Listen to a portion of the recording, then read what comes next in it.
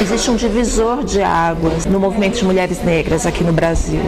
A Marcha das Mulheres Negras, que aconteceu dia 18 de novembro de 2015, foi de extrema importância.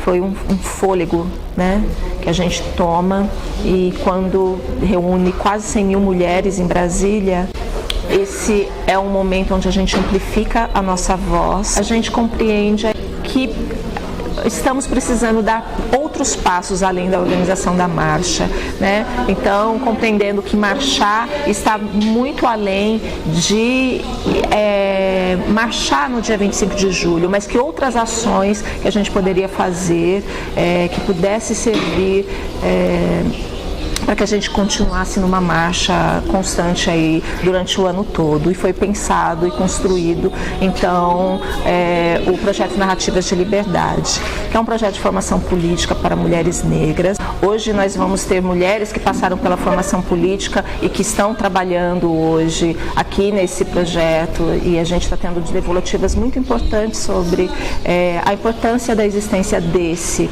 E eu acredito muito que a gente vai transformar muito esse cenário através da educação. High as the listening skies, etc. You see where we're going with that?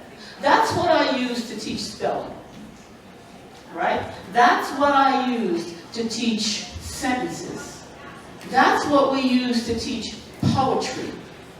We wrote an entire curriculum that was centered on this question of what will it take for black people to be free. And we did it with children, small, little ones, all the way through teenagers, because we felt it was important. Eu acredito que o Narrativas é importante porque quando as mulheres negras se unem, né, em roda para falar sobre as suas questões, para aprender umas com as outras, isso é um passo revolucionário. E a gente entende que hoje não há movimento social, não há movimento negro sem as mulheres negras, né? As mulheres negras são a vanguarda do movimento social, e como é importante a gente trocar ideias, a gente trocar informações, principalmente nas periferias.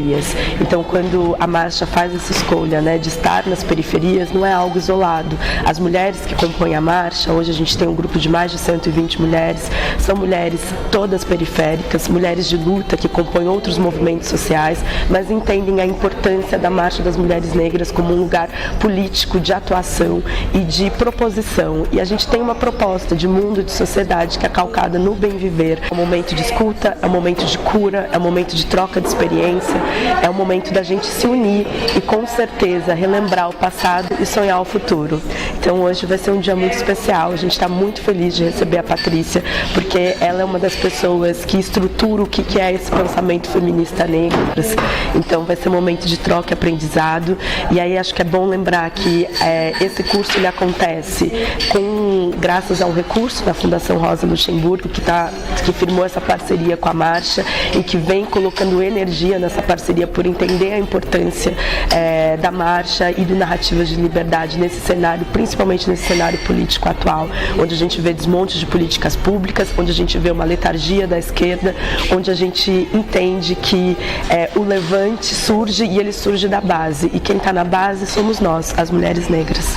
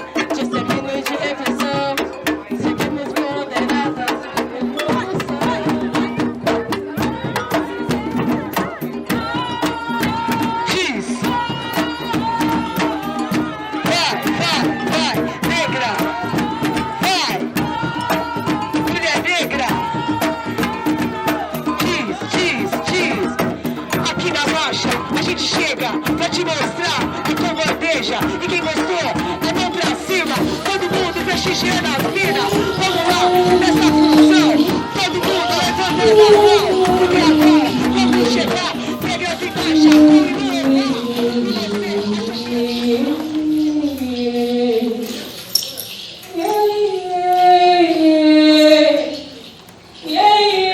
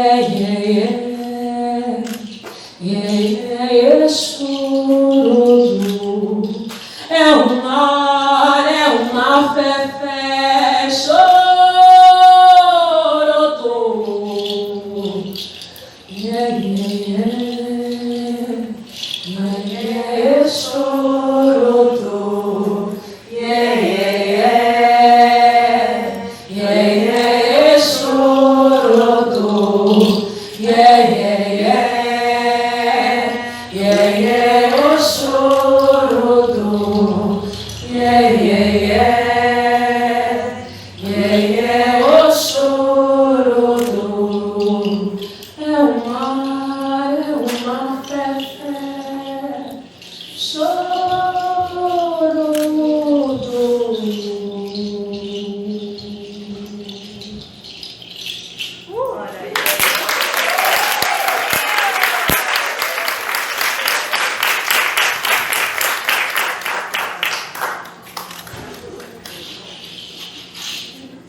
Audrey, se apresenta, cara, tudo só vai. Oi, gente, bom dia.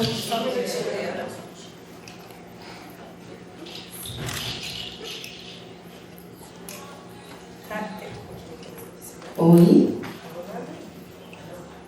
Sim?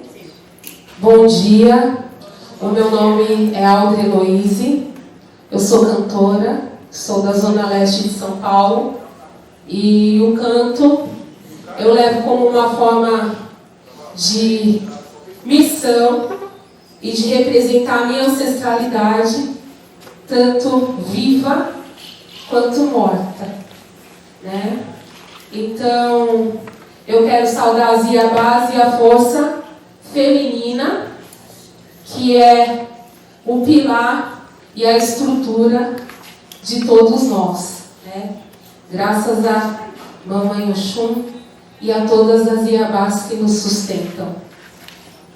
Gratidão às mulheres, um prazer conhecê-la pessoalmente e saber que a sua história nos motiva, né, em ser liberdade.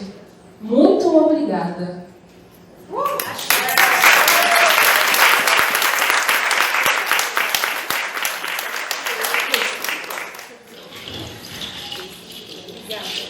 Bom dia, mulheres, bom dia. Licença para chegar nesse espaço. Emocionada, Audrey, emocionada, saudando a nossa mãe, mãe Oxum. Vou falar um pouquinho desse espaço que nos acolhe. Eu sei que a maioria das caras pretas aqui conhecem esse espaço, mas é o jeito também de apresentá-lo para a Patrícia. Aqui é um espaço que a gente chama de quilombo urbano e ele foi fundado pela Érica Malunguinho, que é a primeira mulher negra trans que acaba de entrar na Assembleia Legislativa, junto com outras pessoas. Aqui é um espaço de cultura, de arte e de política, né? Como eu te disse, lá em cima está escrito, né, você tem que parar de achar que está no lugar errado, porque aqui é o lugar certo do povo preto. Então aqui é um espaço que os movimentos utilizam, também é um espaço cultural. Você está sempre convidada para estar aqui e eu peço licença para chegar aqui nesse espaço também. Eu sou Juliana Gonçalves, eu sou jornalista e sou uma das organizadoras da Marcha das Mulheres Negras, que eu também sei que a maioria das mulheres aqui compõem a marcha ou conhecem a marcha ou o nosso curso de formação, feito em parceria com a Fundação Rosa Luxemburgo, o Narrativas de Liberdade. Mas mesmo assim eu vou tentar ser breve, mas vou contar um pouquinho para a Patrícia quem somos nós e quem é esse coletivo aqui de mulheres que vai estabelecer o diálogo com você hoje. Então, a Marcha das Mulheres Negras é um processo que começou lá atrás e que se concretizou em 2015. Nós fizemos uma grande marcha nacional, foram 50 mil mulheres negras que marcharam de todos os estados para Brasília, e a gente entende que foi um marco político e organizacional para as mulheres negras do Brasil. Depois desse processo, aqui em São Paulo, a gente entendeu a importância de a gente continuar juntas, porque a marcha é uma grande frente de atuação, que tem pessoas de outros coletivos, partidos políticos de esquerda, independentes, autônomas. Então é um espaço que agrega muitas lutas e a gente entendeu que era necessário ter esse espaço aqui na cidade de São Paulo e resistindo aos retrocessos, mas mais do que isso, existindo plenamente. Então, que tal um espaço seguro onde as mulheres negras possam existir e trabalhar suas questões de maneira plena. Então, desde 2015 nós continuamos juntas e a gente realiza todo ano, desde lá, no dia 25 de julho, a Marcha das Mulheres Negras aqui em São Paulo. A Marcha é um espaço de troca, de formação política, é um espaço onde a gente coloca, as mulheres negras colocam as suas questões e a gente trabalha também, desde 2015, com o conceito do bem viver, né, que diz respeito a qual é o mundo, qual é a sociedade que a gente propõe, né, longe da exploração, das relações capitalistas de exploração, né, longe das opressões, em um lugar onde a gente possa viver plenamente. Então, essa é a Marcha das Mulheres Negras. Então, aqui há muitas de nós, mulheres que compõem e são o núcleo duro da marcha, mas quando a gente vai para as ruas, a gente já chegou a reunir até 7.000 mulheres indo para as ruas no dia 25 de julho. E esse processo aqui faz parte do nosso curso de formação, porque a gente entendeu que era muito importante estar juntas, trocando ideias sobre as nossas questões.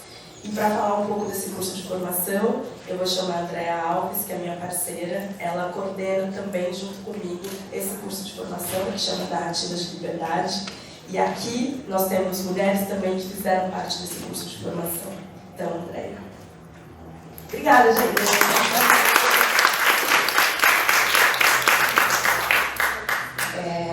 O curso Narrativas de Liberdade, ele está... As tradutoras pediram só para falar um pouco mais despacito, mais devagar, tá? O curso Narrativas de Liberdade, ele está diretamente ligado a 2015, a marcha que a Juliana acabou de dizer. Então, em 2016, quando a gente vai para as ruas, em 3 semanas organizamos uma marcha, foi uma coisa muito rápida, porque era muito urgente, então urgente que em 3 semanas nós conseguimos reunir 4.000 mulheres negras nas ruas de São Paulo. No ano seguinte, 2017, a gente vai para a marcha de novo e na reunião de avaliação, nós entendemos que precisávamos passar por formação política, por conta de tantas bandeiras que a Marcha das Mulheres Negras tem. E nem sempre nós que estamos na marcha compreendemos todas as bandeiras que estão envolvidas. Então, a ideia era que poderia solucionar essa questão era um curso de formação política. Então, escrevemos esse curso, a Fundação Rosa Luxemburgo financiou, e aí fizemos nossa primeira edição, que foi muito interessante, porque fizemos ela itinerante. Então, nós passamos por diversos espaços de periferias, aqui na cidade de São Paulo, e foi muito importante, enriquecedor, conhecer a potência desses espaços também, né? Inclusive desconstruindo pensamentos onde espaços de periferia também não estão produzindo, também não estão escrevendo, também não estão refletindo, também não estão produzindo, conhecimento, enfim, e tantas outras coisas, né? Então, foi muito importante, inclusive, para isso. Na segunda edição, a gente resolveu fazer ele, porque aí, enfim, diante desse governo fascista, né, nós achamos que seria muito importante atuarmos diretamente em um único lugar, né, diante de tudo, inclusive da quantidade de votos na cidade de São Paulo, que uma pessoa fascista acabou ganhando. Então, a gente entendeu que um curso de formação política seria importante nesse momento. E aí fizemos então em 2 espaços, estamos concluindo agora a nossa 2ª edição.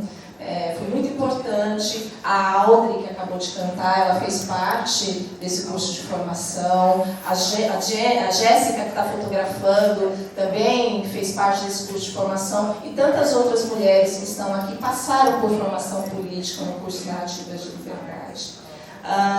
Trabalhando no curso de Narrativas de Liberdade também temos a Fernanda, que trabalhou na produção do curso. Maravilhosa! Temos a Dai Pettini também, e tantas outras mulheres que também passaram nesse processo, contribuindo com essas formações, como a Mara, a Cintia Abreu, a Cléia Cudê, a Nilza, e tantas outras mulheres, para de citar, para não ficar sendo injusta, e tantas outras que contribuíram com esse curso.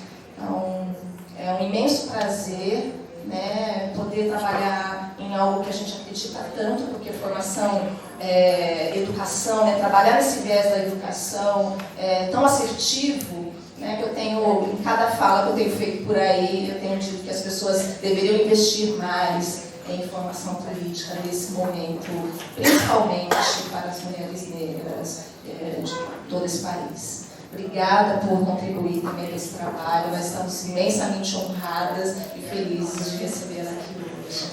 Obrigada, Patrícia.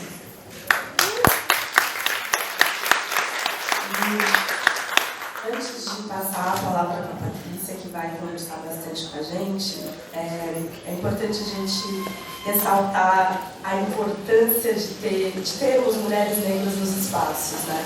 Eu não acho que nada disso estaria acontecendo se não tivesse uma mulher negra dentro da Fundação Rosa Luxemburgo, se aproximando do movimento de mulheres negras e proporcionando não só esse contato com a Patrícia, mas também as nossas formações. Então eu quero chamar para dar uma saudação em breve a Cris Gomes, maravilhosa.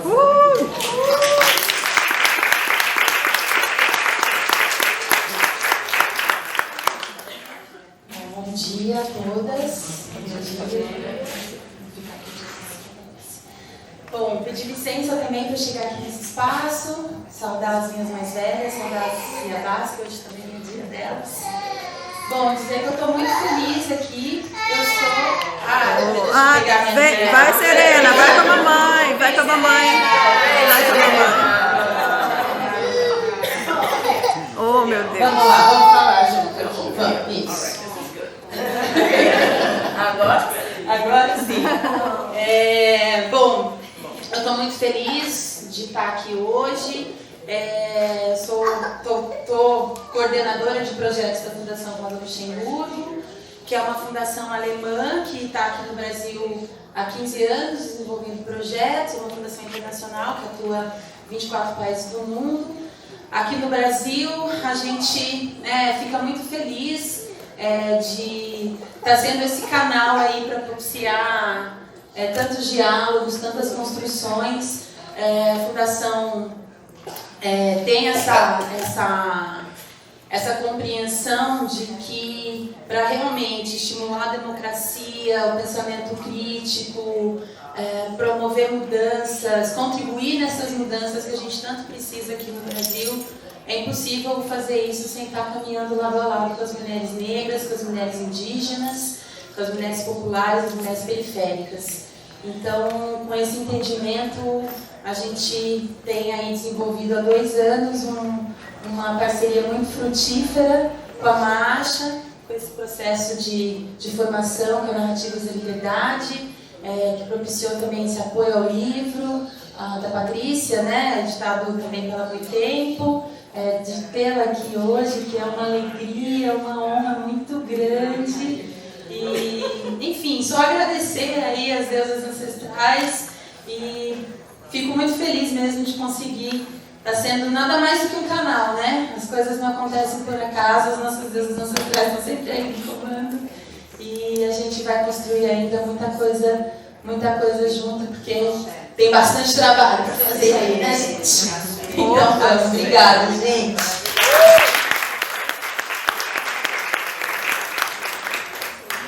Ideia, fone.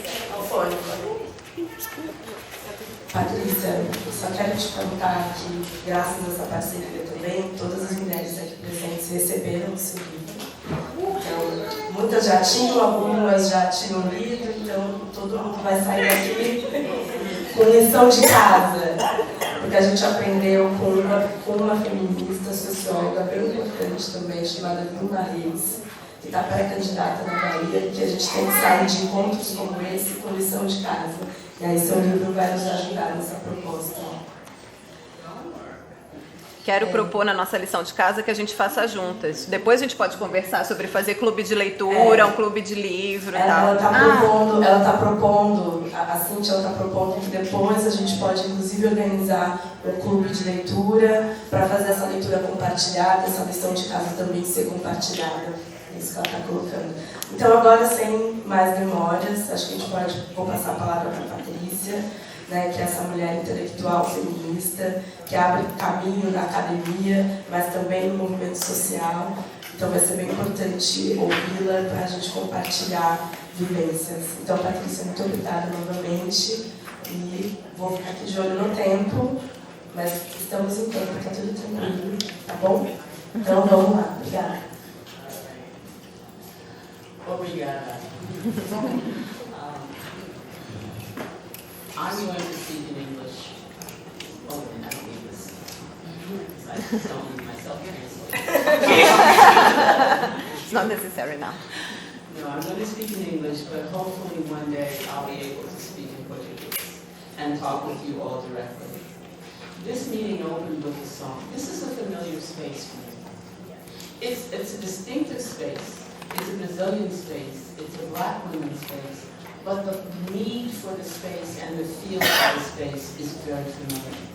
So I'd like to talk a little bit about that as I go along. We opened this meeting, or this gathering, with a song. An absolutely beautiful song. And I did not need to understand every single word. Because when you have a free space, you can just be you. You can express you. You can have that creativity. And through sharing that culture and that commitment in a free space, this to me is the foundation of politics. I've been trying to say this in academic settings for quite some time. But unless you live this experience, it is very hard to describe it in the language that we have in the academy. Because so much of it is a feeling, of singing along, of knowing that that individual voice is not just one voice, it is a collective voice. So I thank you for opening with the song. One thing that has occurred to me since I've been sitting here is the word is quilombo. Safe space, is that the word you used, quilombo? I'm going to tell you about mine, and I think that will help see the connections between the book that you're holding in your hand and how I got to that book. So I'm going to be talking a bit autobiographically in terms of what I call an intellectual autobiography, about intellectual activism. Because I decided when I was fairly young that ideas were going to be the terrain of my activism. I was going to take on ideas, both the good ones and the bad ones, and I was going to create words and ideas that challenged what was out there. When I was really young, my mother taught me to read. She could not do the things in life that she wanted to do. But she taught me to read, and I read everything. Cereal boxes, signs. I'm doing it again here, trying to learn Portuguese. I read all these words I don't understand. Because I realized the power of words. Is it Portuguese? Something like that? The power of words. The power of ideas to affect change and to affect behavior. I'm skipping over a lot, but I want to tell you about what really led directly to this particular book. You need to know that I'm a teacher. I fundamentally see my intellectual work as teaching about something or other. And the teaching that I started doing that was very significant was in an independent school, our own quilombo. What we were doing in that space was trying to create an alternative space to the dead space that was outside of us that said that we, as Black women, and many others who were working in the school, that our children were not worthwhile, And we were creating not just an individual space to do that, but we were creating a collective space by creating a school. And in our school, we turned to, at that time, what you would call Afrocentric ideas. And I think we were turning to similar ideas that I see here. But the bottom line was, how do you create a space that answers the question, what will it take for Black people to be free? That was fundamentally the question of our school. Rather than starting with the whole question of how do you teach people to fit in, what will it take to both imagine freedom and move toward freedom? And when creating a space of art and beauty and drama and fiction and also science and mathematics, all in that space, how can that space work? When I was younger, back in the day, all right, and I was a dancer. I sang, I danced. I believed in the arts as really an important side of politics. So we organized our entire school around the arts because our children sang and our children danced. And they were told, don't do those things in school, right? Because that's not going to get you anywhere. You can come and entertain us with your singing and dancing, but we're not interested in that other than our own agenda. That's the outside group. Am I going too fast? How am I doing? Should I talk more slowly? Yes. Yes, a little more slowly? Because I'm getting excited and I can feel myself speeding up. And because I want to be sympathetic to you, because here, everyone goes, you know, that's what Portuguese sounds like to me. And I'm thinking, oh, no, please, more slowly, so I don't understand it. But the school may have appeared to have been just a regular school, but it was a free space. It was a safe space. It was creating a space that was other-oriented rather than self-oriented. It was not a Black women's space because there was no Black women's movement quite yet then. This was a site of the emergence of Black feminist politics. That is a politics that comes from the bottom up. And this would be the kind of thing that happens at the bottom.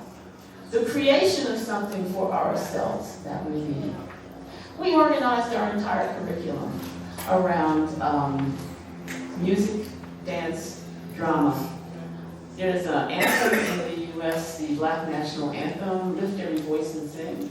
Lift every voice and sing, till earth and heaven ring, ring with the harmonies of liberty. Let our rejoicing rise, high as the listening skies, etc. You see where we're going with that? That's what I use to teach spelling. Right? That's what I use to teach sentences. That's what we use to teach poetry. We wrote an entire curriculum that was centered on this question of what will it take for Black people to be free. And we did it with children. Small, good ones. All the way through teenagers. Because we felt it was important to do that. Now, taking this same sensibility of finding ideas and translating ideas for my students, that's what I was doing. I was translating material as I found it for my students, and they were middle school students. I like teenagers. I like adolescents. I like when you're 10, 11, 12 years old, and you get in your teacher's face and you say, that's not right, Miss Hill. That's who I was at that point. They are hard to teach, but beautiful to know. Because they are just about ready to enter that adult world. And you have to ask yourself, what will they need to enter that world? At the time, all around me there was the Black movement. There was fiction. There was poetry. There was dance. There was new scholarship. But most of that material was very difficult for children to read and to access. So what we did, and what I did in my classes, was to translate for them. I realized that I had to be the best that I could be, the best informed, and then I had to think about how to say the big big ideas that were in that work to my children, to my students. And that whole orientation of teaching myself in order to teach them, research in order to research for them on their behalf, not just for me so that I'm informed, but because we needed that information, and to address the question of why we needed it, back to that original question, what will it take to be free, was part of how I taught, how I researched, how I lived my life. Now, those were wonderful days, because I had to read difficult material, for example, Frantz Fanon's The Wretched of the Earth. I was reading Toni Morrison's The Bluest Eye. When things came to us, none of my children could read this because they were not old enough yet. But I had to ask the question, what is in the autobiography of Malcolm X, for example, or Shirley Chisholm, who was a major figure at that point, or Alice Walker was writing at that point? I had to ask myself, what ideas were there that were worth translating for them? Because you see, when you're in the academy, people tell you what they think is important for you to know. What I had to do was deal with that and say, very nice, but what do I think is important? And translate it. So I see the value and the power of ideas. I'm completely convinced. I'm completely convinced that if you can imagine a new space, you can create that space. Even if others do not see it, value it, or fund it. Doesn't matter. So I'm not the person you can tell that can't happen. Because I know it can happen. And that is the difference of taking that into some of the alienating situations that I have faced since then. Now I'm a person of ideas. I would go to school. I went back to school.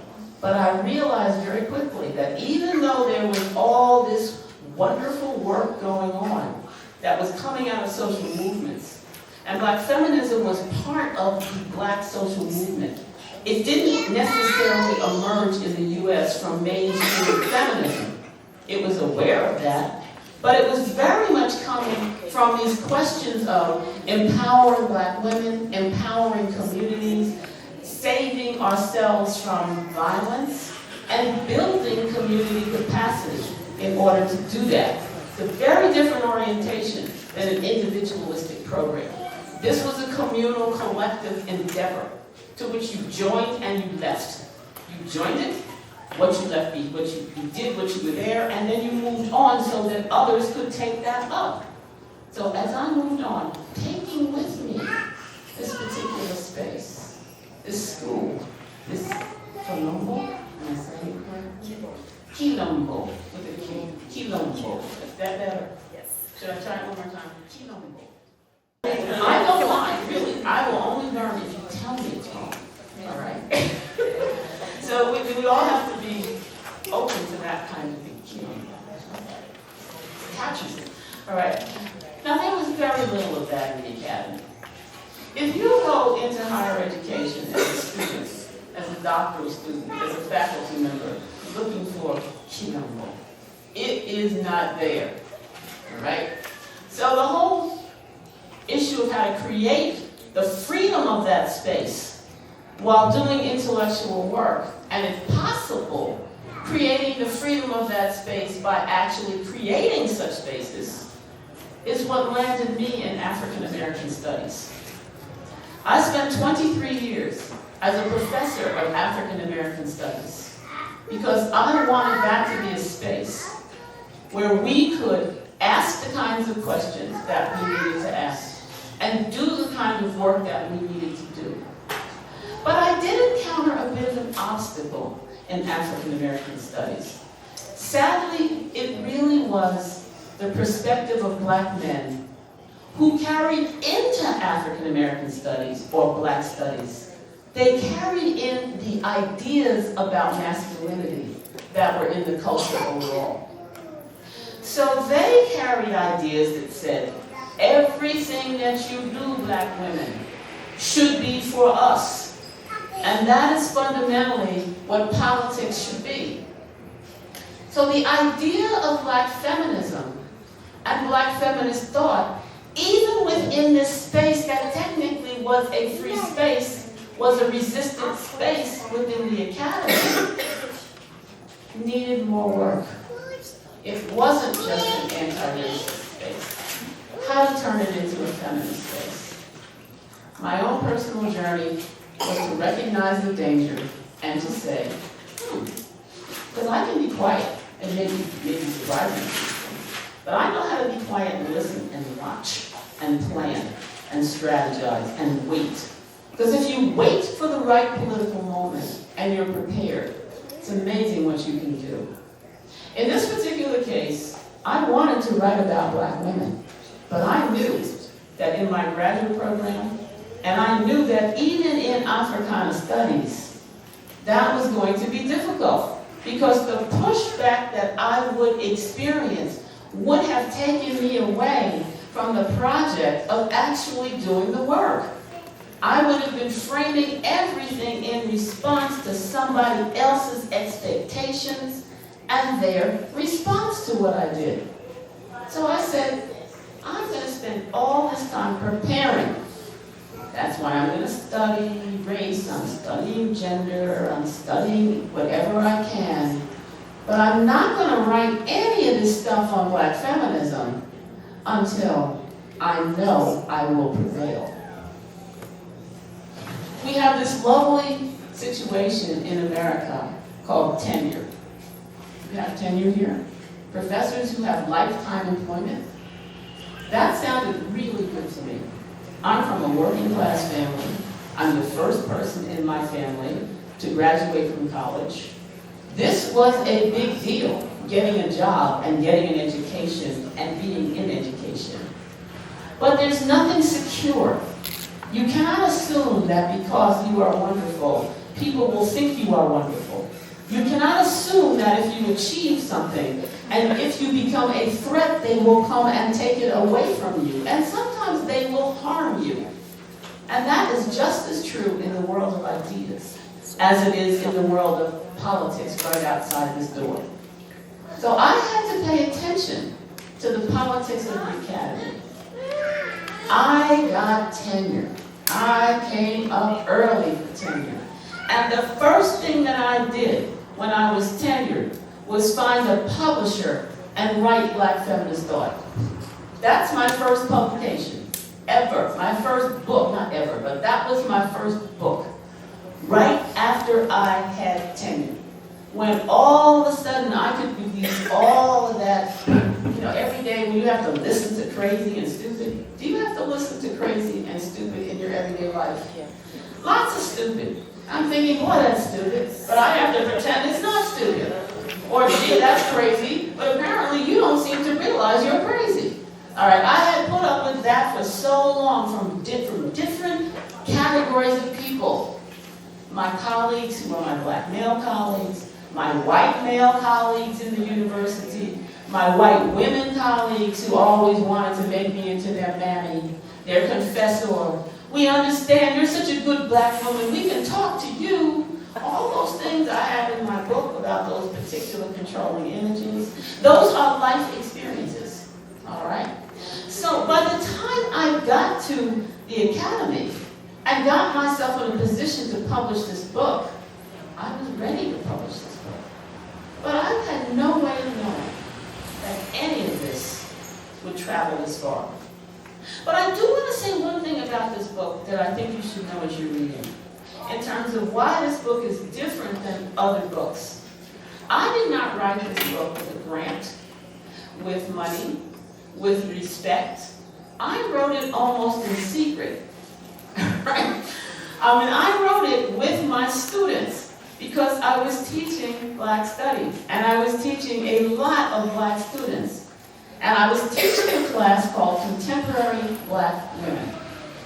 And what I did was set up my curriculum. Each of the chapters in this book were lessons from my course.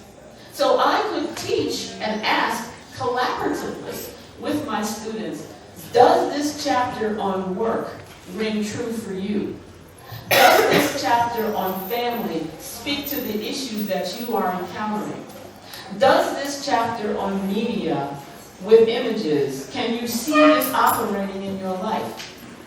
As I went through my course, it was a discussion between myself and students. I knew things they didn't know because I was doing all this reading and bringing them material that was new to them. But they knew things that I needed to know because they were the ones that the book was for. So it made no sense to write a book about my students that my students wouldn't care about or even understand. The word feminism, very quickly, in terms of that particular course. My students started off saying, we want to talk about that feminism because we know we hate it. That's where they began. The rejection of the word. But the way I set the course up was to say, we're going to get to that the last week. This is a course about Black women's issues. And each week the students would say, yes, I really see these issues of sexual violence. I hadn't thought about what happened to me or happened to my sister as rape, but now I do. And now I see the connections. Each week they were hammering out the ideas of Black feminism in this classroom. But they didn't think that's what they were doing. They were waiting for the last week because they believed the hype about what feminism actually was. And it didn't have anything to do with them. And finally, we get to the last week of the class. And they said, we've been waiting for this week, Dr. Collins. Now we're going to talk about this Black feminism. And I said, well, what do you think Black feminism is? And they said, you tell us what it is. That's one thing we want to learn from your class. And I said to them, we've been doing it the entire course. So the question you have to ask yourself is, why are you afraid of that word? And does that word work for you or not work for you? And who benefits if you close your mind to ideas that really might be important for you? They looked at me, there was this, Dr. Collins, you're so tricky. And I said, yes, I am tricky. Because learning is ongoing. And they said, well, aren't you going to tell us more? I said, we don't have any time. This course is over. You have to take these questions for yourself out into the world and determine what it means for you. I have given you, because they didn't have the book, I hadn't finished the book. I have given you the beginnings of an analysis that you have also given back to me. Because this is a collaborative project to develop this knowledge. This is exactly what we did in our quilombo space with our school, with our kids. But we're doing it in the context now of Black studies in a university that devalues Black studies. They're not doing anything over there that's useful. But to use that space creatively when you get it, to create it, sustain it, and use it to do something is what I've been committed to. Now, I was not running, you need to know some things about me. I was working in the state of Ohio, in an ordinary city, in a public university with regular people. I was not in an elite institution. I was not running the streets of New York with a Black feminist club, my girls, my Black feminist, famous folk. I was not that at all. I was a foot soldier in this movement. To me, this was a community organizing project that I was working in, with ideas at the center of the project, because I realized the power of ideas. So it's been fascinating to me that not only did the book survive, it's traveled. It's 30 years later, and it's still being read and wonderfully translated into Portuguese, so others can read it without going through all that translation issue on their own. But the impetus behind the book is really to say, the things that you'll find in that book are, I think, very important ideas for Black women in the United States. I grounded it, and I told you how it's produced. I grounded it in the experiences of African American women. What has stood out for me is how those experiences have traveled so far beyond the time when I wrote the book, right? The examples I use, and the place, the examples that I use, and the place where I wrote the book. We are in a different time and a different place.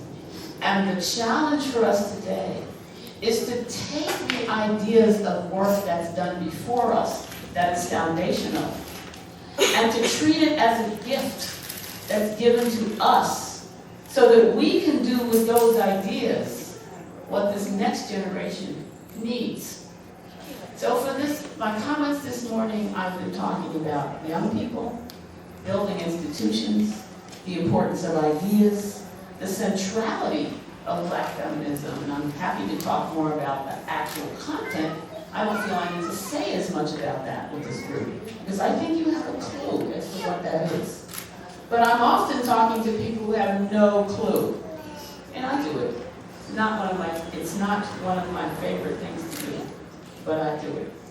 So to me, the conversation for this group is how to sustain these spaces, these Black feminist spaces, how to create beachheads in other institutions where there may not be such spaces, how to make sure we protect those spaces, even if others think they're not important. For example, Black Feminist Thought was published in 1990.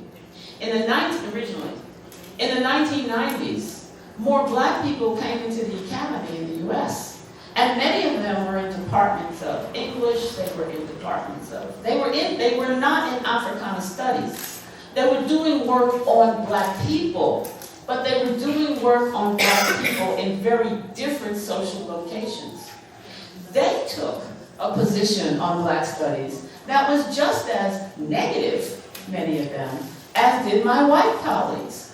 So we were faced with the notion of protecting this free space that was devalued in the academy, not just from the academy, but from other Black people who said, we want to do race, we want to do Blackness, maybe, but we don't want to do it with all the strings and the obligations and risk that goes along with doing it in the quilombo space. We don't want that.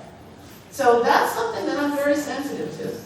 Because just because somebody studies Black women does not necessarily mean that person may be talking the talk of Black women, but may not be walking the walk of Black women. Now you're walking the walk. In fact, you have a march, you're walking the walk so much, all right? And that's a very different orientation to this material and to this project than just coming in through the land of ideas and abstraction. So this is the part that I have not written about very much. I've written about some places, about where this work comes from. But I'm telling you today, and any parts of this you would like to ask me about, I'm happy to talk about. But in other settings, I keep this to myself. Because sometimes the most effective way to take something over is for them not to see you coming. I like that. That to me, this says to me, I have won. This is a victory for me, because I had no idea you were here. This is the whole divide and conquer thing about power. Is to keep us divided up nationally, gender issues, sexuality, us, them. All of that fascist thinking of now is us, them thinking. It's very fearful that people figure out what they have in common. And that is, to me, what Black feminism, US Black feminism, and Black feminist thought did for a lot of Black women. Figuring out how you fit into one particular argument about this situation, which would have been my argument. So, and I think I'm awake now. I was a bit tired when I arrived. But let me say one tiny thing based on what you said. My first, what I call recent visit to Brazil was in 2014 at Latinidades in Brasilia. where the preparations were going on for that march. So I very much enjoyed hearing your rendition of 2015 and 2016 and where all of that went afterwards. Because when you see just a little, people share a little bit of their passion about how much it takes to do the kind of work that each of you does, right? It's really inspiring. So you keep each other going. So I was very, very impressed by the people I met at Oportunidade and this particular march. So should we pause there? Is that a good place to pause? I don't know what to think about your expressions. What shall I think about the expressions on your faces? Is that too much? Too little? Not what you expected? It's Saturday morning. You were out with Sergio last night. I don't know what you were doing. Okay. Estamos atentas. Atentas.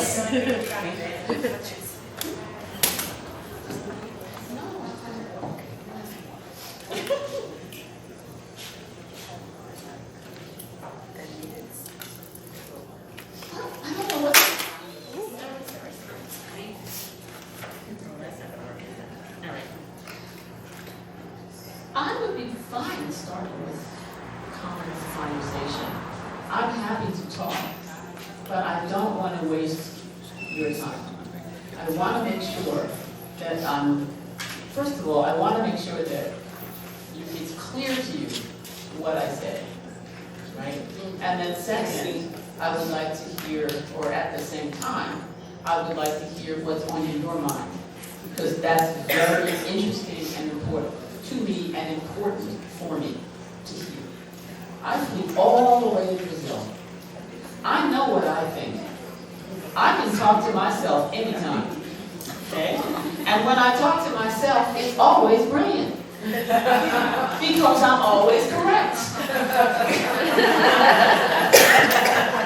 But when you have to talk to other people and think about the dialogue you're having with actual people, where I started with my elementary school and middle school students, or my students at the University of Cincinnati, you realize that you're jointly creating knowledge.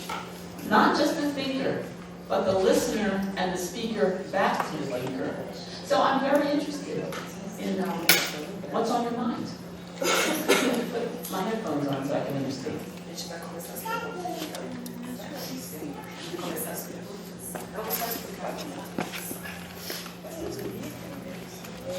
A gente pensou, a princípio, 3 perguntas, mas acredito que se as pessoas forem sucintas, vai dar para a gente conversar mais. Então, vai ser interessante que vocês façam suas perguntas, sejam sucintas, para que várias outras mulheres aqui também possam. Pode fazer rodadas, né? Rodadas e aí, 3. quem pode inscrever?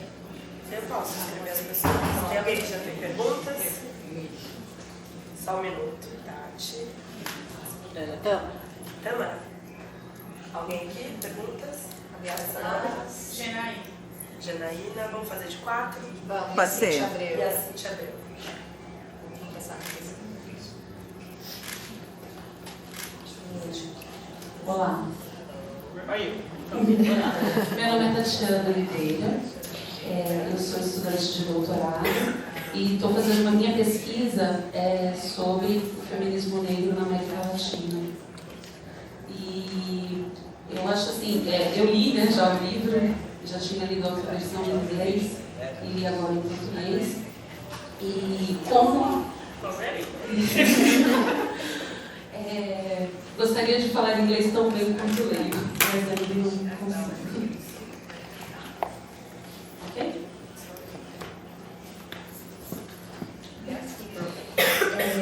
Então, e eu percebo, né, como eu tenho pesquisado as autoras, né, então eu percebo que a diáspora, né, faz com que, quando você fala as experiências das mulheres afro-americanas, né, norte-americanas, as mulheres negras dos Estados Unidos, são muito semelhantes, né? Quando você fala sobre imagens de controle, né? São muito semelhantes às experiências, inclusive várias teóricas acabam abordando essas questões, né? Lélia Gonzalez fala muito da imagem de mãe como a mãe preta, né? Então a gente tem muitas semelhanças justamente por esse processo colonizador que nos objetificou, né? Que nos escravizou. Então eu percebo muitas semelhanças. Gostaria de saber também como que você falasse também um pouco das feministas que você conhece da América Latina. É muita coisa, não vou tentar ser curta. Bem curta. Tá bom? E Which part of it are you interested in? Which aspect? Qual? Because I cannot talk about Latin American feminisms, but I can speak to the issues that interest you in that.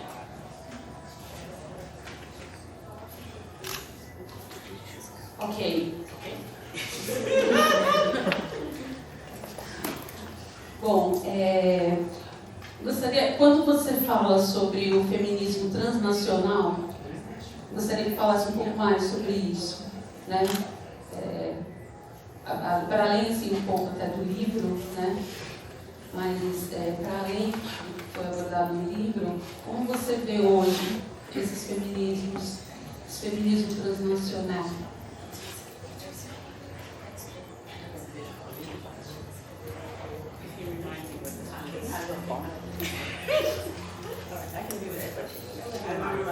It's morning and I may forget things. Bom dia, meu nome é Câmara. Eu gostaria de saber como é que foi essa sua relação de trabalho com seu esposo na universidade e o que você acha do documentário da comediante Chelsea, que acabou de sair no Netflix. Qual a sua visão sobre esse documentário, que fala sobre o privilégio branco na sociedade norte-americana, né? Se você já ouviu falar e se ouviu, se você tem alguma posição. What's the name of the documentary? Hello, Privilege. It's me, Chelsea. It's me, Chelsea. I have not seen that. But no, that's good. I can look for this. I can speak to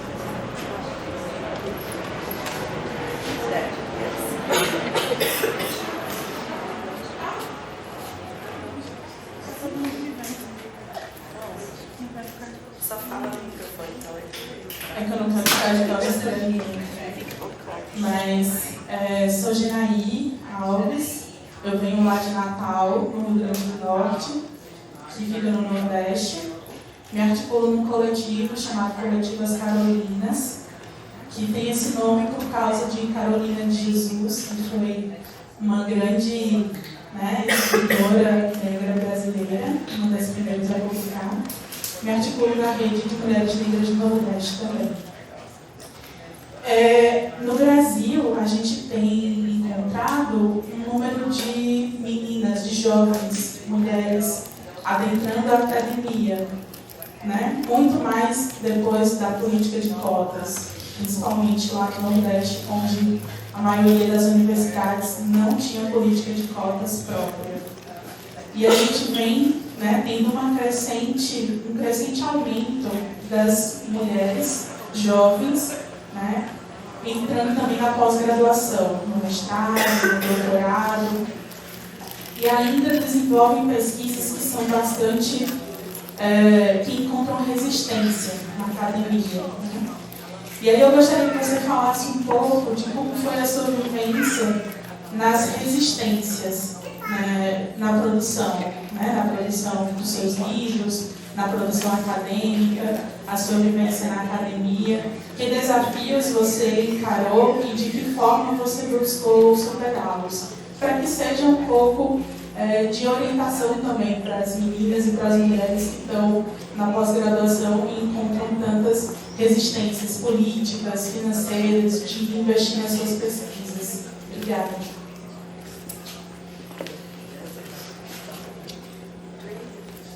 We should stop at 3.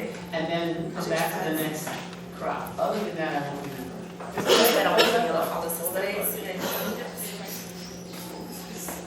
To me, the whole process of transnational Black feminism is ongoing. So I will give you.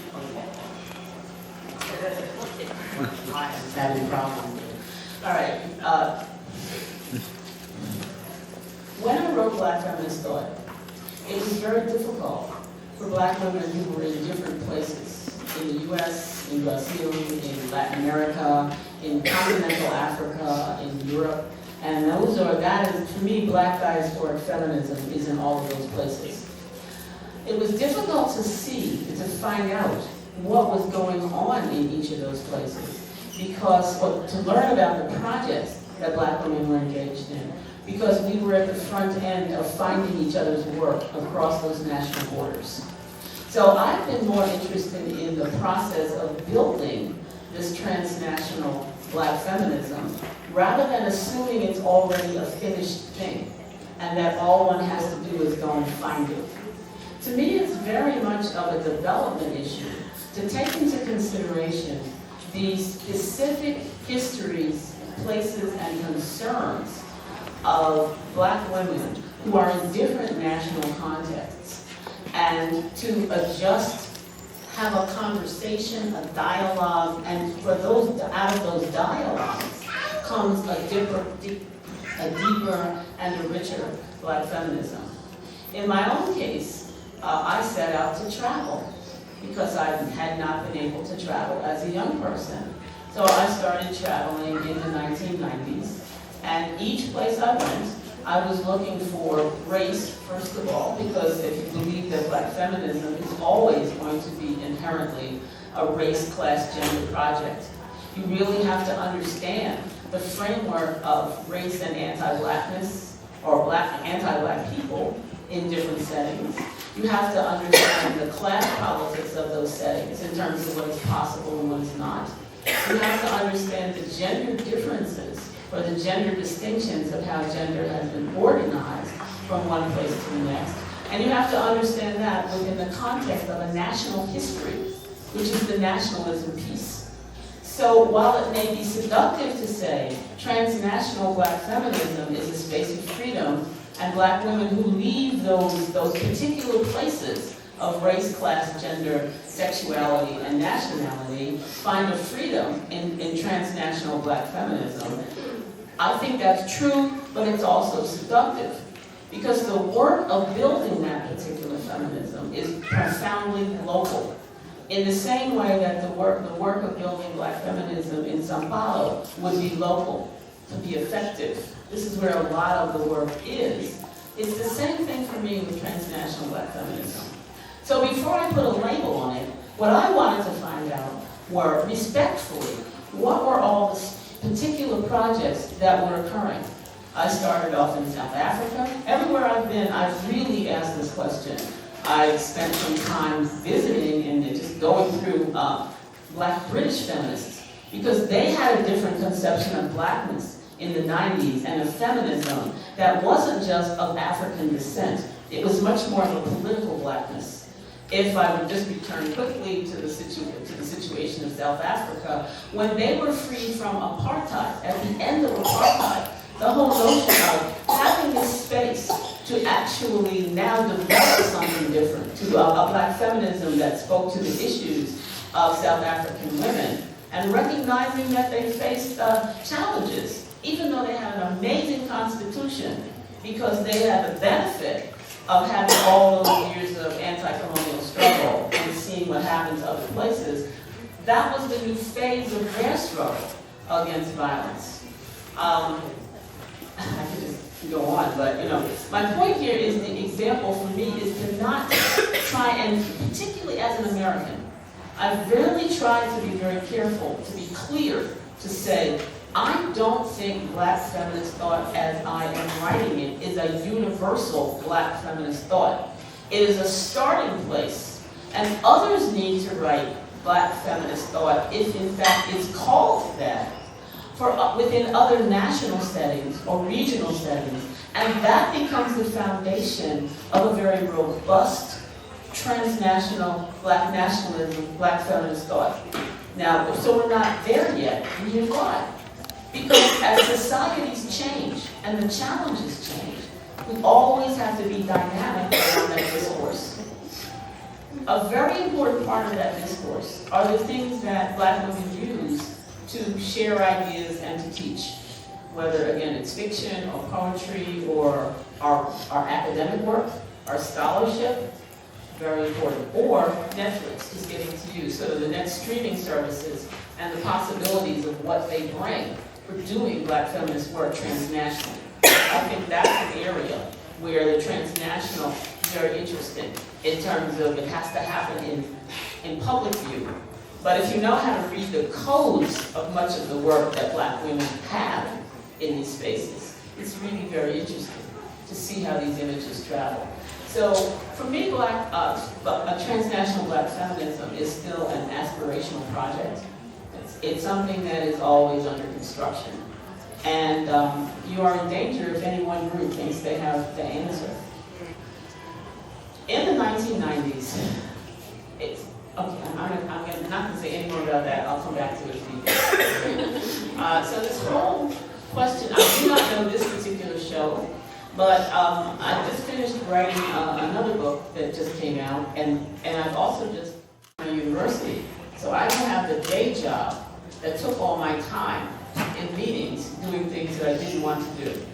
As a result, I've been able to watch Netflix. Right? And other streaming services. So it's really been wonderful for me to be able to see the range of what's out there and how the next generation, or junior scholars, junior filmmakers, junior musicians, are using the media of streaming services because they can now get their work out. Independent film used to be buried in somebody's basement. You did a film and you hoped you could get it in a local theater for one group to see it, and it was gone. But the archiving and the digital treatment of all of this material now means we have access to things that we couldn't get before. So in many ways, this is a golden age of finding work that black women have done. Something like Daughters of Dust, Julie Dash's film, which she made years ago. There's all this work out there that black women have been doing that is, I think, quite frankly, black feminist work that we have not had access to. So what I would encourage us to do, there's tons of mainstream pop culture to criticize. Right. So this show, what's the name of the show? She's a white comedian. It's called Hello Privilege. It's me, Chelsea. Okay, well, I don't know what that is. I guess what it says. Ela só está contando o nome do show. Yes, I said the name of the show. It's the name of the show. Right, and so I'm basically, I guess my concern is, there's a vast number of shows where, and I'm just going to be candid, where white people in one way or another are attempting to come to terms with race and racism. Okay? And that's what we have a lot in America now, whether it's comedians or whether it's scholarship about white fragility, or whether this moment of coming to terms with white racism and white supremacy is very much part of the times that we're in. What can happen if you focus all of your energy on protecting yourself against that or criticizing that is there's no space left to create the quilombo because you're just doing that. And that is in fact what very much in the academy happens. We are encouraged to be the critic in everything. So there's the feminist course, and then there's the woman of color week. That is the criticism of the seemingly mainstream feminism. I have consistently tried to push back against that framing of black women's experiences, black people's experiences, poor people's experiences, to be honest, that says we only have something of value to say when we are criticizing something that someone white said.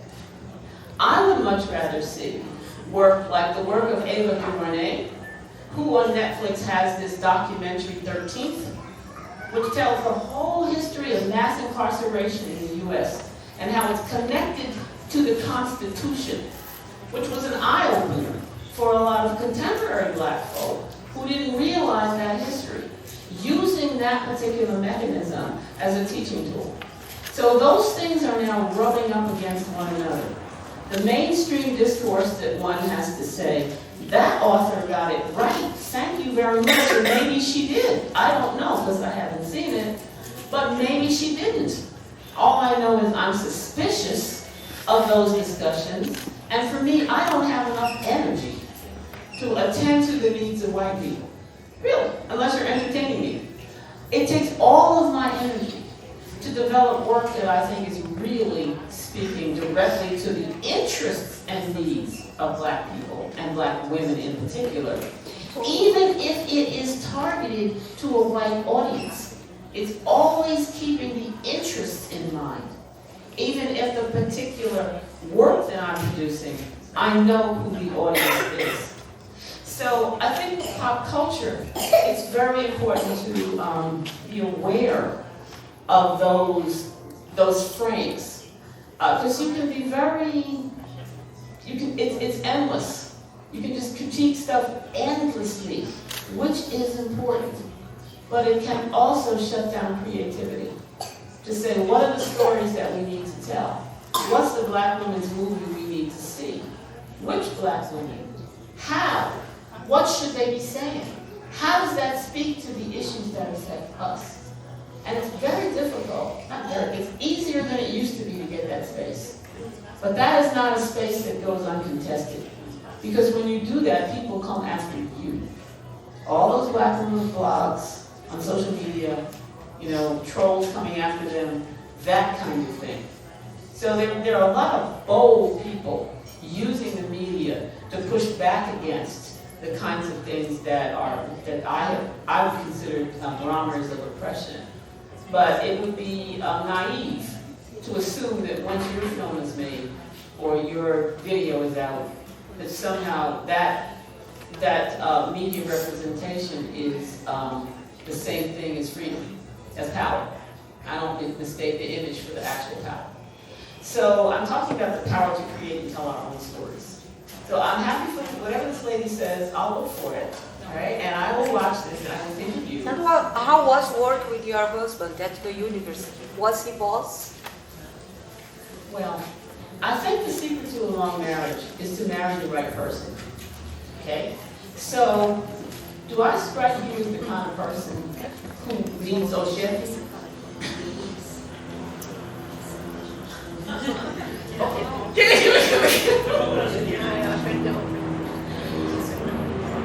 É porque senão a gente precisa falar em português para elas poderem traduzir no microfone. Como foi o caso de você trabalhar com seu marido? Ele era muito exigente?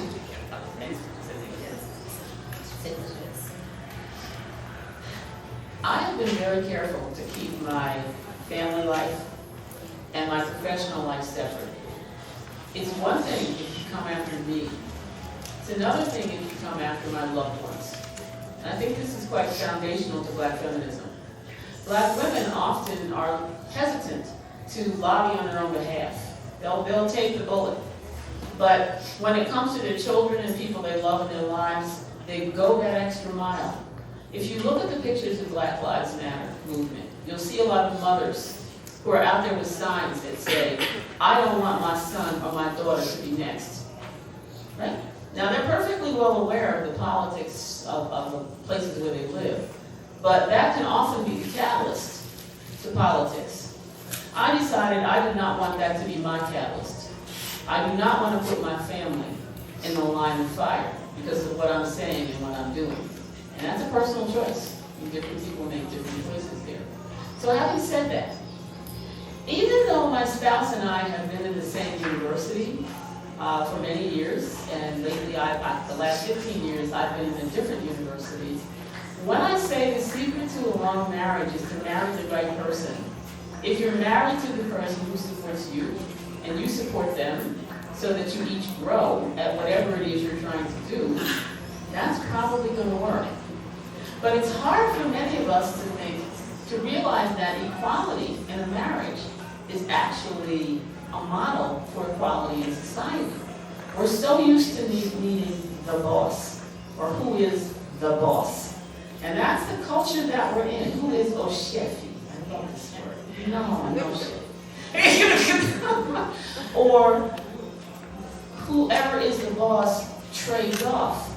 You do what you're good at, I do what I'm good at, and I'm good at this, I'm gonna boss. If you're good at it, you be the boss. I mean, it's that kind of a fluidity that is very much at the heart of how I try and live my life. Now, we would have to get the guy in here to see if he agrees with what I just said, but this would be my rendition of it. So we were not working together in the university. This is not a team of, together we're going to bring down, Western knowledge. It wasn't like that at all. He worked in his terrain, I worked in my terrain. We could respect what each other did, and we can understand what each other was doing because we were both working in academia. People who are not in academia, they look at it from outside and they think, well, like the person who cuts my hair would say, it's so nice being a professor. You don't have to work during the summer. You get your summers off. You get your weekends off. I wish I had that job. And I just want to say, oh, there's so much more to it than that, right? So the difference between talking to her about what I do and talking to him about what I do and talking to my colleagues about what I do, it's very different. So it's very nice to have people in your life who respect what you do. Whether they understand it or not is a very different issue. Like this period right now, I don't even know what to think of this. I never sought fame and fortune. I told you the story where I started. I never thought, it just never crossed my mind this book would do what it did. And then everything that came after it. And I think that's been hard for him, right? But I still have him. I kept him. So let's see the secret. No, I've been married 42 years. Do you know how long that is? That's probably longer than some of you have been alive, right? No, I mean, that's a long time, I met him in the movement, in the school that I described to you. That's where we met, way back when.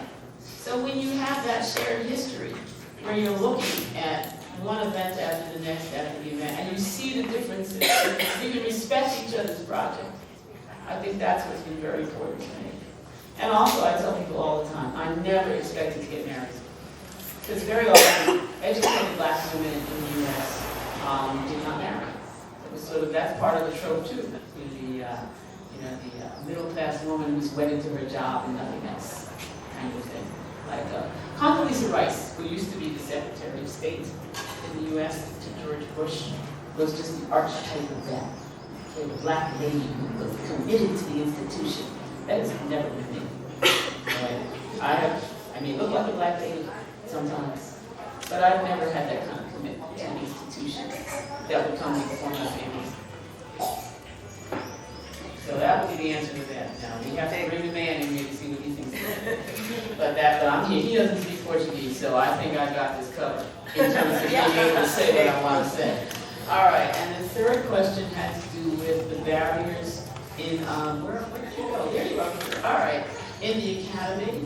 And, I think one of the most, many people can tell you all of the ways in which the strategies that are used against you to keep you down or keep you out.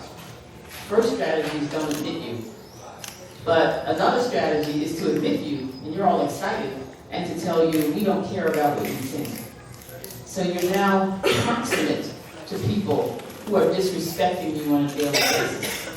That can wear you down if you don't have a language to describe that. We have a language now of microaggression. All the little things people say to you, like, I love the ones from my colleagues. Oh, it's so nice to meet you. You're so articulate. And what that means is, unlike all the other black women who aren't articulate, who are our secretaries and who are cleaning up our offices, kind of thing. Well, if you have people in your family who do domestic work and who are secretaries, as do I have never learned to see those women as not there or as not articulate. So that one just always annoys me. But I have to say, okay, all right, I see you. Or lots of moments like that. On my campus, people not recognizing me if I didn't have the regalia of being a faculty member. So always carrying an attaché case, or going into a store and always like, you have to have the trapping, the branding that you belong. I had a faculty member, a colleague of mine, who looked right through me when we're walking across campus, and I'm no eye contact, saw me as, quote, an ordinary black woman, not worthy of noticing. So there are all of those kinds of things. In addition to, these are the things I think that make it hard for people. Then there are the policies that drive you crazy, okay? The meeting where the affirmative action officer came in from our college and said, I'm going to explain to you how you can make hiring fair. The hiring process to make it fair. You have to look at people's credentials. You can't just call up your friend and say, I want to hire your students, that kind of thing. And I'm sitting in this meeting and we all listened and took notes about fairness. And the minute that person left the room, the first thing out of the mouth of the chair was, okay, I want us to recruit someone. Stop. I'm speaking a little bit slowly. Yeah. Okay, repeat. This was the meeting where the officer of the college came in and said to his search committee, and this was for a high-level position. Actually, I am selecting examples from different points in my career. The kind that I experienced on the front end, which were those of disrespect, and the kind that I experienced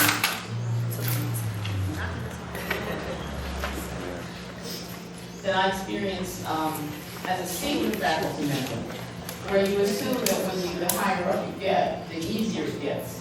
It doesn't get easier. It's just you see different dimensions of the same process. So this meeting that I was describing was one where I was a senior. We were hiring a full professor. That's as high as you can get. And we were recruiting from outside our university. And we had to follow the rules of affirmative action and non-discrimination.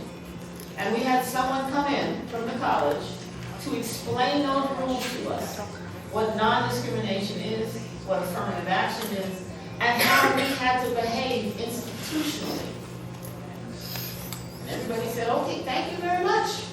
The minute that person left, the chair of the committee said, all right, I really want us to try and recruit person X and name the preferred candidate that particular chair wanted. Skip all this fairness, skip all this anti-discrimination, skip the meritocracy.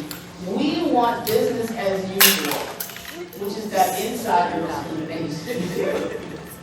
So the question has been for me, how do you resist in different parts of the university in different ways? Some of my strategies. I'm not saying these should be for everybody, but my fundamental strategy has been this.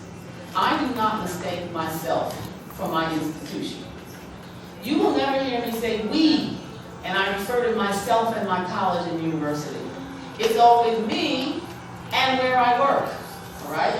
That has been a very important strategy for me. That doesn't mean I'm mean and hard to get along with. It just means I can see institutionally that I'm working in a place that was not designed for me. And that often, if things were different, would probably ask me to leave, right? If I caused too much trouble. So that has been very freeing, because I have not looked to people in the university for affirmation. I certainly want to be respected in the university, but I'm not looking to my colleagues to tell me who I am. I'm not looking for a mentor to mold me. I don't want to be the mentor that molds somebody younger. What I want to do is develop critical thinking and critical capacity to think about each situation that I am in. And that's how I have approached it, on each level. That's how I was able to be strategic about writing Black Feminist Thought and getting that book published at the time when I did. That's how I was able to be strategic about getting tenure. I didn't come in and say, you know, guys, you're all wrong. I waited until I had the power to prevail. So they had to listen. And then, of course, I decided not to wait anymore, so I just kept going. And each time I've gotten a little bit of power and a beachhead, I have wondered who's behind me, and I get inspiration from who's behind me. If there aren't students behind me, there's nobody having my back, sometimes that's the way it is. But I soldier on to create this space because I understand how institutions are organized, and I don't mistake their agenda with my agenda. I started off telling you about my agendas. That's what I've taken with me into every setting, right? Over an extended period of time. The higher I've gotten, the more interesting it has become. Because you're constantly desegregating and changing institutional norms and policies that are surprised that you are there. Right? So my motto has been, I may be the first that got here, but hopefully I will not be the last. But I also recognize the limits of what you can do when you have a degree. You know, your friends and relatives may think, you have a job in the academy. Wow, that was wonderful. But you may experience it differently and see those limitations. But the clearest thing has been, for me, it's just been, I know who I am. And I don't need you to know who I am. If I trust you, I let you know. And I tell you who I am in that book, but not directly. If you read between the lines and you hear my voice, you will find me in every single thing I've written. I'm in there. But it's not written as an autobiography, but it's in there when I tell you the backstories. So I want my work to be like that, and then I give it away. And the Academy, by the way, pays me to do that. Isn't that wonderful?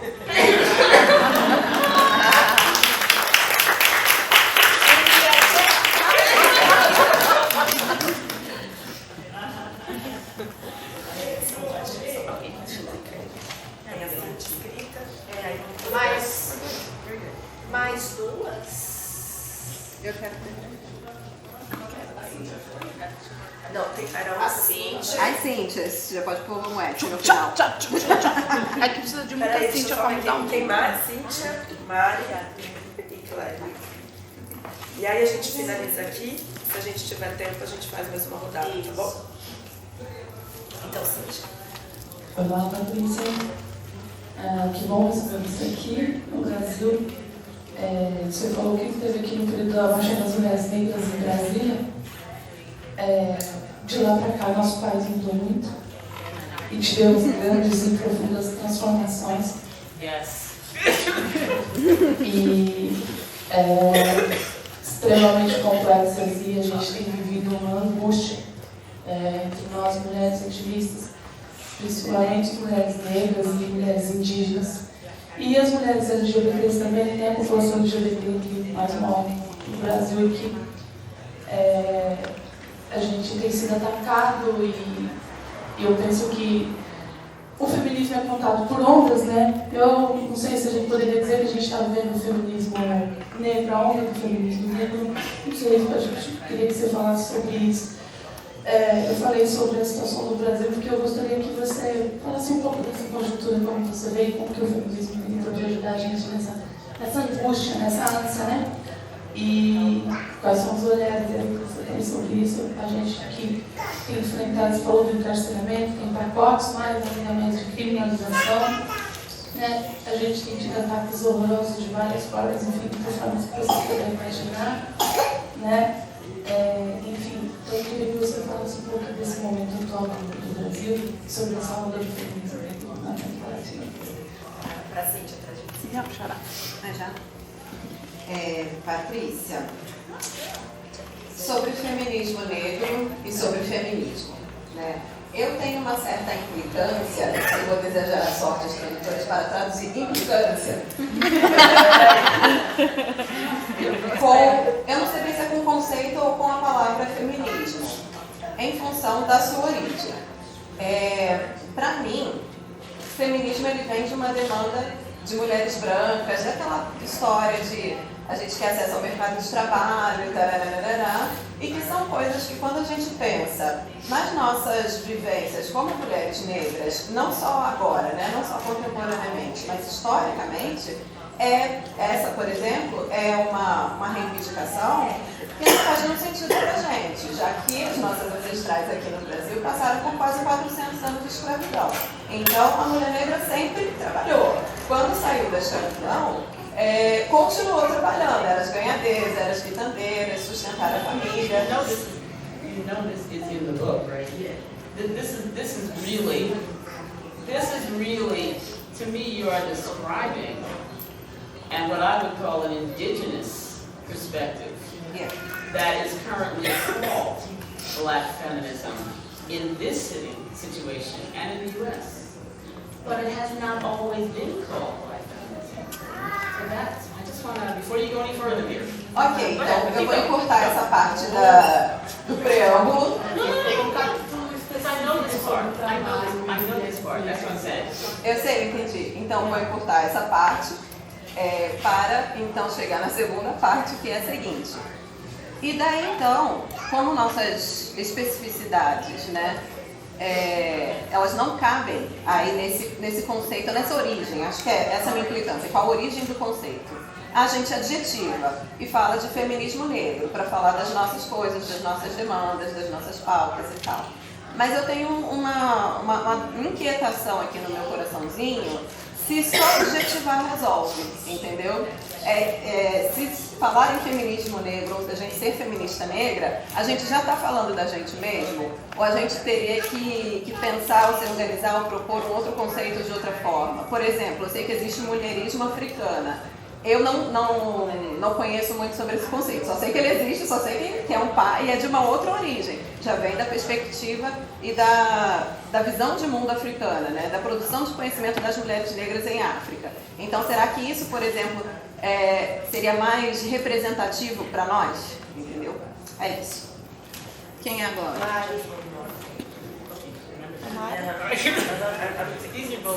These are both great games, so I want to make sure I don't forget. Both of them. Olá, eu sou a Mariana, vou contextualizar rapidinho. Eu sou psicóloga e eu fiz parte da formação, né? Então eu queria dizer que eu tenho um pensamento antes e depois da formação, que eu tinha essa ausência desse embasamento negro, né, na faculdade. E depois do curso eu consegui ordenar e buscar mais. Nesse momento de agora, eu estou fazendo uma especialização no OFCQ e é sobre psicologia e relações raciais.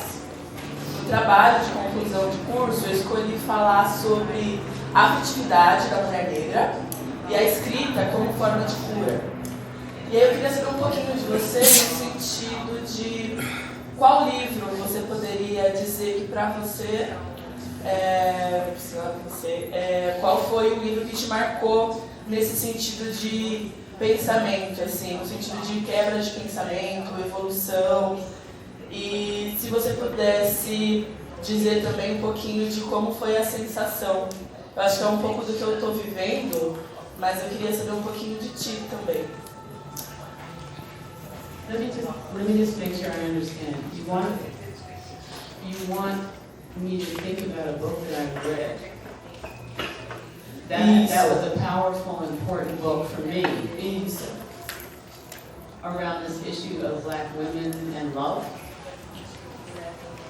Isso, exatamente, exato. Eu estava lendo um pouquinho do seu livro, falando da afetividade e tudo mais. E casou muito com o que a colega já trouxe, né, da semelhança entre que nós mulheres negras brasileiras vivemos, né, em relação com a mulher negra afro-americana, né, norte-americana. E eu queria saber um pouquinho de ti dessa forma, acho que um pouco mais pessoal. Não sei se remete também ao começo, à sua infância, com a sua fala no comecinho, mas eu queria saber de uma forma mais particular, assim. Mais pessoal. We can try. I made fame for the last. We can try one more. I'll do my best.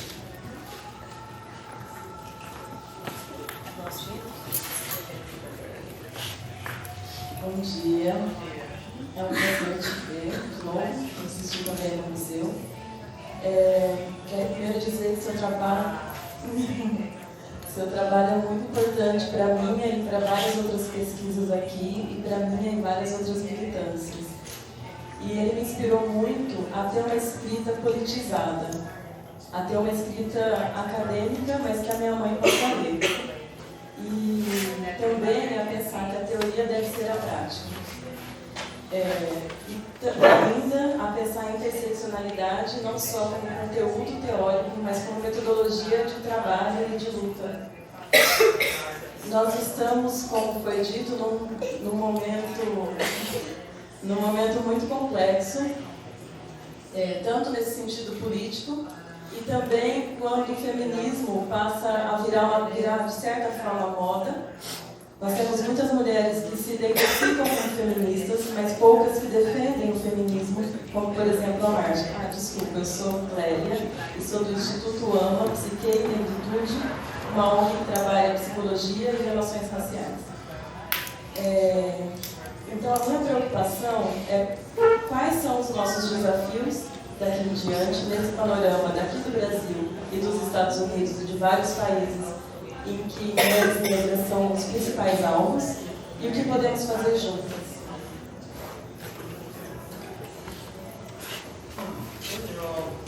These are all obviously, they're connected. You know, they're interconnected questions. But I'm going to try and do it in sequence and then layer answers. We really are faced with very profound changes in both the U.S. I was thinking, why can't I think? And I realized I had to think.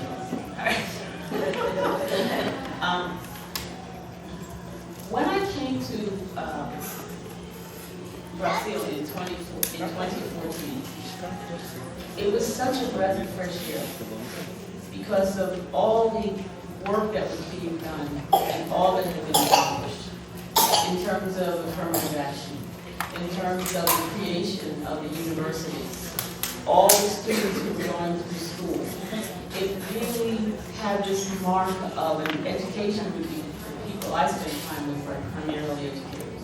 So it had this feel of a new beginning. And then when I went to Latinidades and realized I was looking at a whole room full of young black women who in my mind were the face of the contemporary black feminist movement in Brazil.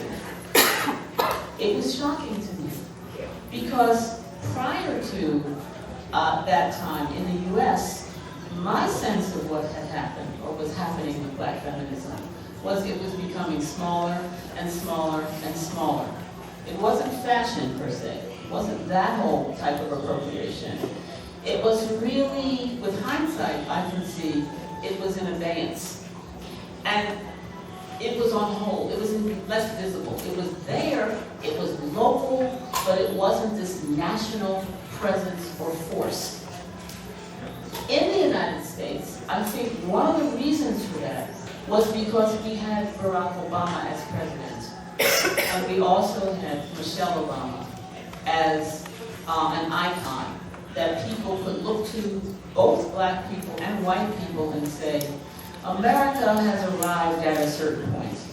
In many ways, it was the point that theoretically Brazil had been in all along, this racial democracy. What's happened in both countries in the last 5 years is the exploding of that myth. And very clearly, with the election, your election, and then the US election, ours in 2016 was a huge surprise.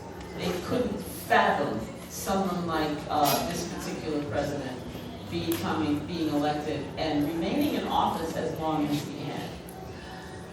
But I held out hope for Brazil. And every time I came to Brazil, I would say, oh, it's not America. But then came your election and the recognition that it's a similar set of challenges because, as we were talking about fascism earlier, the old set of ideas of us them thinking have taken over in both places. And I think that has raised different challenges for Black feminist thinking and activism in both countries because of the set of issues. In the US, the whole perception that Black women had arrived because there was Michelle Obama, because there was Oprah Winfrey, because we had Beyonce, because we had a variety of women, that whole image, those images of Black women being successful. And not that they were selling out other Black women. They were actually putting out messages that were, I would say, very much pro-Black women, if not feminist, although deeply coded. Okay, that's how I would describe it. So there was a sense among a generation that had not gone through a political struggle that what was there to do? Black Lives Matter disrupted all of that. And Black women were central to Black Lives Matter. And LGBTQ Black women were central to Black Lives Matter.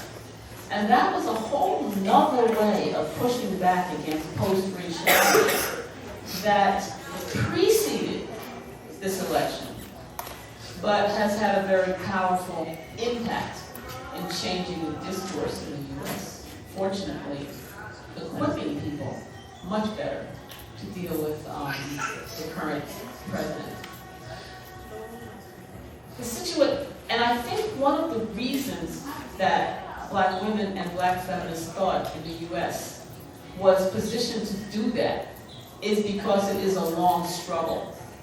Recognizing early on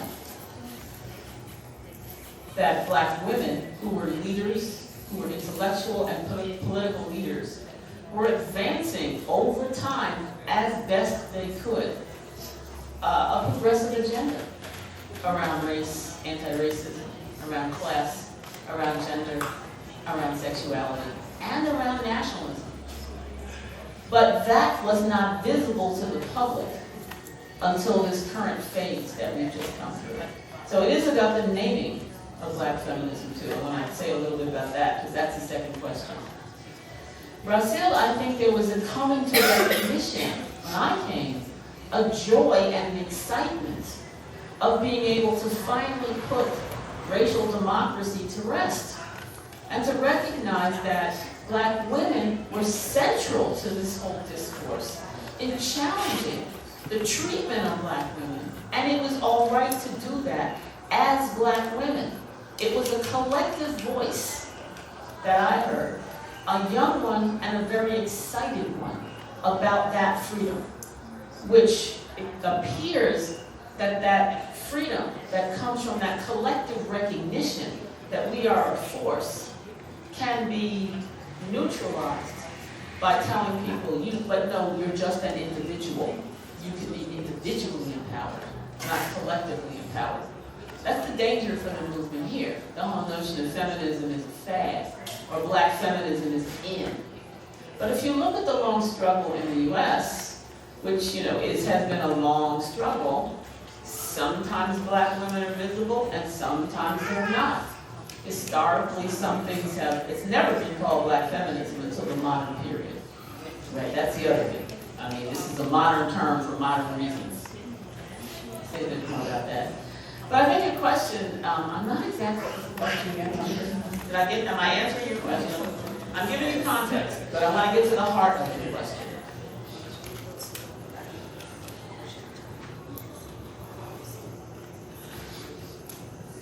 But see, what's interesting to me is you asked me to give you a gift about Brazil.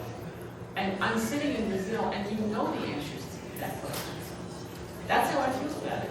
This is, one of the major themes in this book is self-definition. All right? And that we each have the power and the authority to speak for ourselves in dialogue with others. And that's how we test our ideas.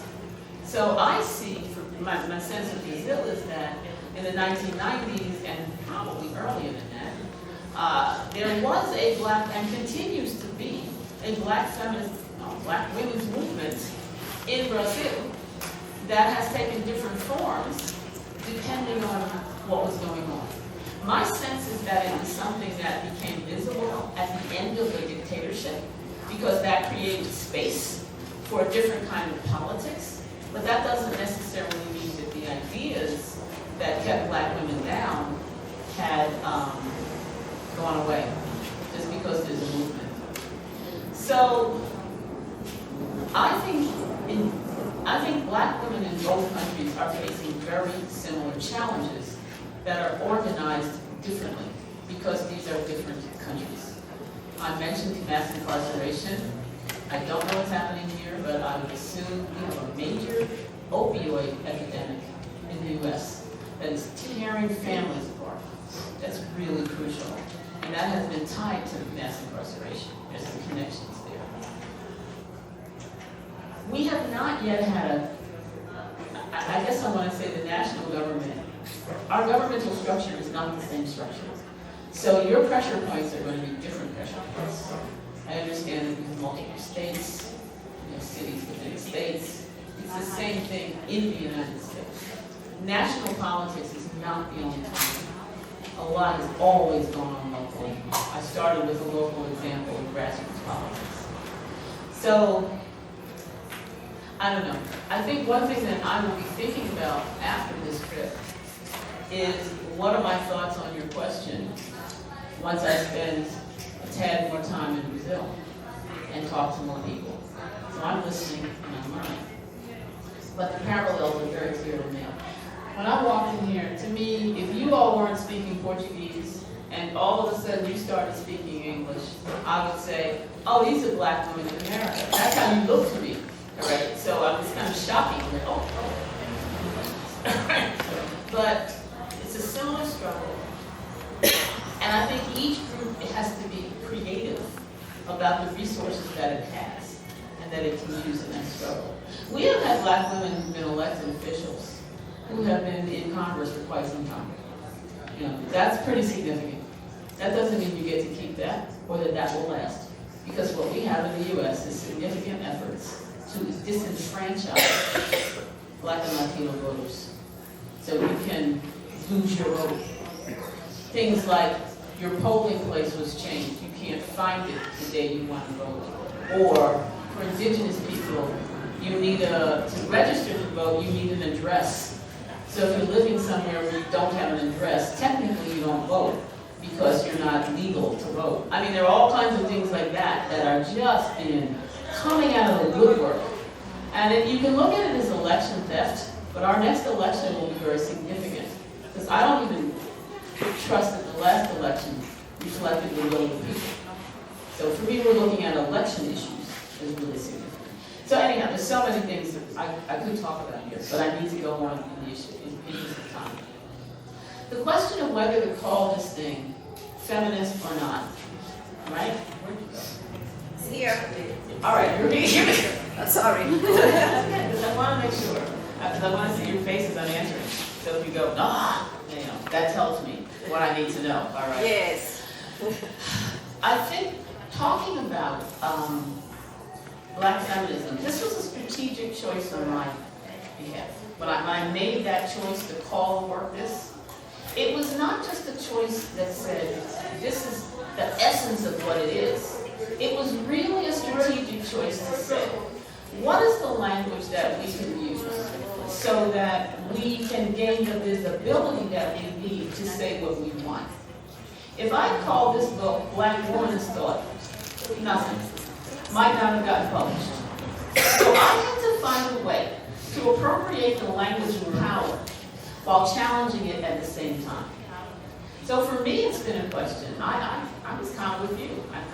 I don't even know about it. I know because a feminist has been reduced or was reduced to this image that you already knew what it was, and it was white, right? That was what my students thought when they came in. But I knew that what black women had been doing was anti-racist, was anti-patriarchy. I knew there was a deep history that was the closest term that came to that was feminism. So I wrote a piece about womanism or feminism. And I basically said, to me, these are very similar ideas, but one is called one thing because one group is more comfortable with calling a very similar set of ideas womanism, and it's positioned differently in that discourse. A discourse of Afrocentrism, African-oriented, a discourse of religion. A lot of the womanists are theologians, and they're in institutions where they are arguing with black people and black women about these very powerful ideas of black feminism, but they might call themselves womanists in terms of womanist theology. Others were much more involved in political, different kinds of political struggles. That was a political struggle. So I said repeatedly when I give talks, when the word feminist is no longer useful, you get another word. But then what would that be? Because the language that we're using is always imperfect to describe what it is we're trying to do. So I've tried to keep an eye on exactly all those things you described. That's why I interrupted you. It's like, oh yes, you're right. But the issue is to not let that get appropriated by a feminist agenda that is not ours. And when it begins to look like that's what's happening, let it go. But the difficulty will be when your project is no longer progressive, when your project can no longer empower people, when people can no longer relate to your project, then a new name might be needed, or the project might have to change shape and form yet again. So that would come closer to, and one more piece. There are many women in the world. This is the women part of black feminism. The black part, the feminist part. There are many women in the world who are not black women. But they also share the same agenda that black women have. For example, Romani women, I just spent time with Eastern European women. They don't consider themselves black women, but they are the black women of Europe in terms of that kind of discrimination.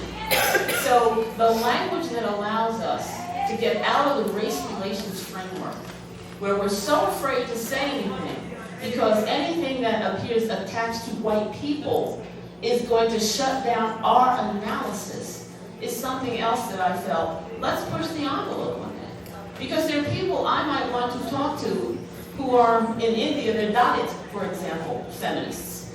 And they're not thinking about white people necessarily, even though there is the whole history of imperialism that we all recognize. They're thinking about Hindu nationalists who are there, Bolsonaro. They're thinking they're in a very different setting, and what will be the language that we can use to talk about women's empowerment globally or transnationally. And the term feminism, as long as it has that cachet, and it's not a term that we cede to a group to define for us, can be very effective strategically. Now, whether it is going to last 100 years from now, I don't know. Maybe you'll be running things, and lo and behold, it will be very different. Okay? So that's what I would say about the politics of language around this term, okay? Rather than sort of arguing the substance of the term itself, which is where you were going. We'll talk more later. We can talk more later. Maybe yes. Friends forever. Oh.